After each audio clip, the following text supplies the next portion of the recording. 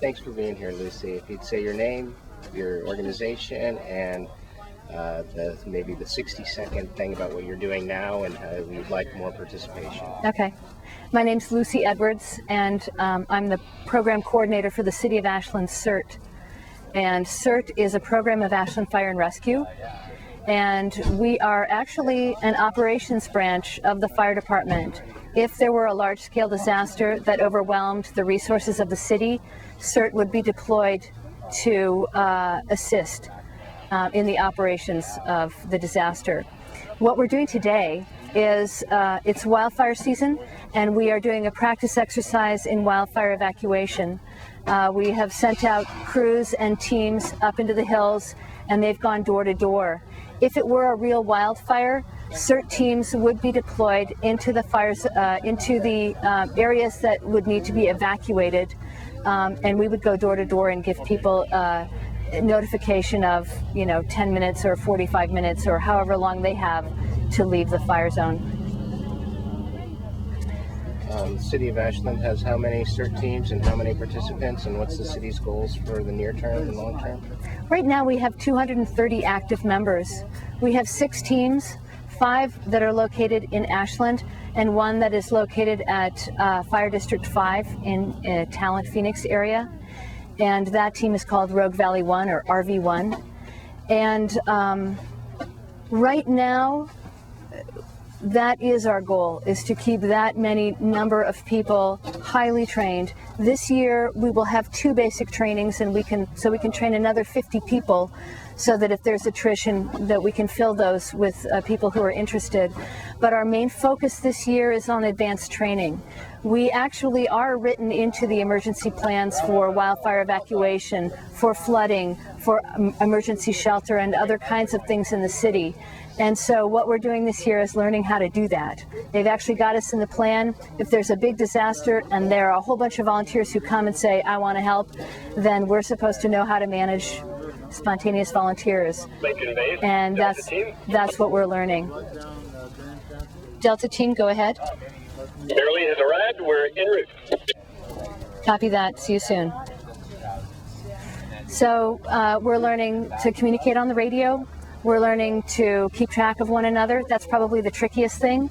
At staging, at logistics, we have 5 neighborhood bases in town, so that if any disaster occurs in a particular geographical area, we have a place where we can bring people and other sorts of resources and address the needs, organize ourselves as best as we can and address the needs of the community.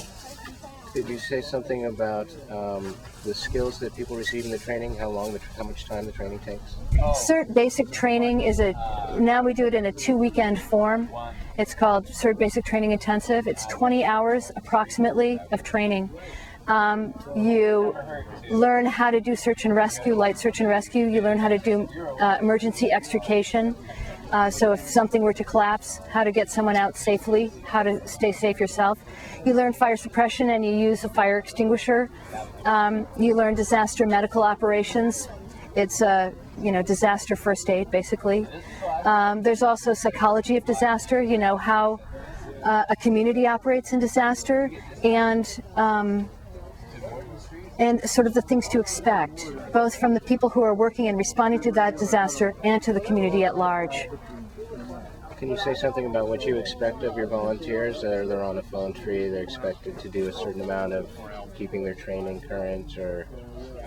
Yeah, active membership right now is you participate in at least something each year, and you're on the phone tree so that if we have emergency activation, you can be reached, things like that. But what we're finding is probably about 50 of our volunteers, which is a really high percentage, have stepped up and participated in 6 or 7 events a year.